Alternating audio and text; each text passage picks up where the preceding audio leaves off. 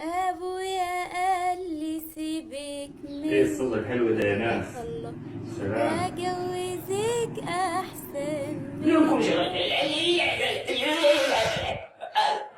ابوها خلص منها اصلا دبسها فيه. جدع حلو ويفهم عنه. غزال بتسحب كده ورايح على فين يا غزال؟ كنت نازل هقعد شويه مع اصحابي بس. نازل؟ مفيش نزول يا غزال. لا نازل.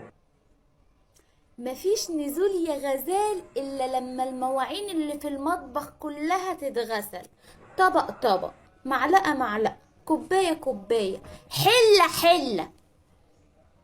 ده اخر كلام عندي يا غزال. لا ما فيش كلام انا اللي يمشي.